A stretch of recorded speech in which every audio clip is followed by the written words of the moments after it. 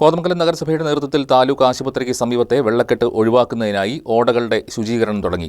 താലൂക്ക് ആശുപത്രിക്ക് സമീപത്തുള്ള വ്യാപാരികളുടെ കാലങ്ങളായുള്ള ആവശ്യമാണ് കടകൾക്ക് മുന്നിലുള്ള വെള്ളക്കെട്ട് ഒഴിവാക്കണം എന്നത്. കോതമംഗലം ടൗണിലെ താലൂക്ക് ആശുപത്രിക്ക് മുന്നിലുള്ള വ്യാപാരികളുടെ വർഷങ്ങളായുള്ള ആവശ്യമാണ് തങ്ങളുടെ കടകൾക്ക് മുന്നിലുള്ള വെള്ളക്കെട്ട് ഒഴിവാക്കണം എന്നുള്ളത്. കോതമംഗലം നഗരസഭയുടെ നേതൃത്വത്തിലാണ് ടൗണിലെ വെള്ളക്കെട്ട് പരിഹരിക്കുന്നതിനുള്ള ശ്രമം ആരംഭിച്ചിരിക്കുന്നത്. JCB ഉപയോഗിച്ച് ഗവൺമെന്റ് ഹോസ്പിറ്റലിന് മുന്നിലുള്ള കടകളുടെ മുന്നിലുള്ള ഓടകൾ പൊക്കി ചെളി കോരിയാണ് വെള്ളക്കെട്ട് പരിഹരിക്കുന്നത്. ഇവിടെയുള്ള കടക്കാർ എല്ലാവരും തന്നെ അവരുടെ പൂർണ്ണസമ്മതം നഗരസഭയ്ക്ക് നൽകിയിട്ടുണ്ട്.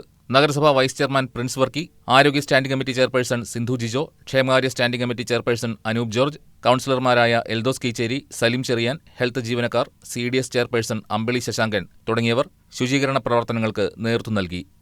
കഴിഞ്ഞ കുറച്ച് നാളുകളായിട്ട് മഴ പെയ്യുമ്പോൾ അവിടെ രൂക്ഷമായ വെള്ളക്കെട്ട് അനുഭവിക്കുകയാണ്.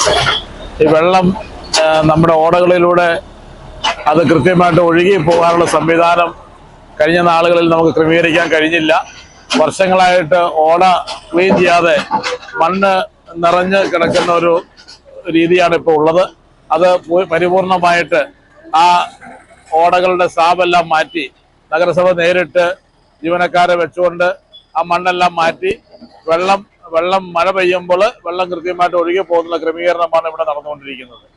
അതിനുവേണ്ടി പ്രിയപ്പെട്ട വ്യാപാരികളും എല്ലാവരുടെ പരിപൂർണമായ സഹകരണത്തോടു കൂടിയാണ് ഈ വെള്ളക്കെട്ട് ഒഴിവാക്കാനുള്ള പ്രവർത്തനങ്ങളുമായിട്ട് നഗരസഭാ കൗൺസിൽ മുന്നോട്ട് പോകുന്നത്. News desk KCV news.